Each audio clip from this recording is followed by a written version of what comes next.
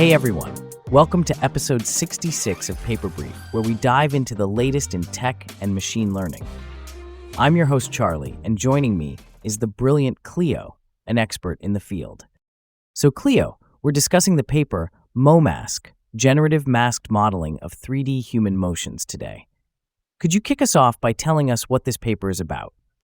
Sure, MoMask is a fascinating new approach for generating 3D human motions from text.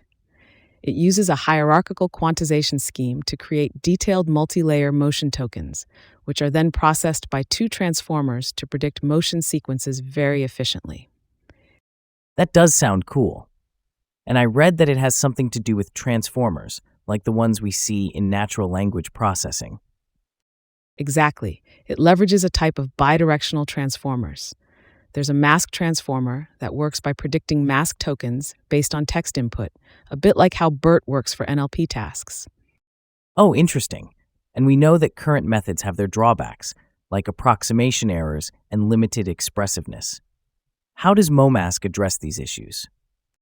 Well, it uses what's called residual vector quantization, which reduces errors, and instead of generating tokens in a single direction, MoMask predicts masked tokens in both directions, which helps maintain the motion's quality. This sounds like a major step up. So how well does MoMask perform compared to previous models? It actually sets new records for the text-to-motion generation task, like an FID score of 0.045 compared to 0.141 by previous models on the HumanML3D dataset. Impressive stats. Besides text-to-motion, are there other applications for MoMask? Definitely. It's been shown to work well for tasks like text-guided motion in painting, and the best part is that it doesn't need model fine-tuning for these related tasks. So MoMask is pretty versatile. Now with generative modeling, how creative can we get? Could it, say, make anyone dance the tango just by describing it in text? In theory, yes. The model generates motions with high fidelity, so as long as you describe the movement well, MoMask should be able to create it. The possibilities are quite exciting. That is exciting indeed. It seems MoMask opens a lot of doors for creators.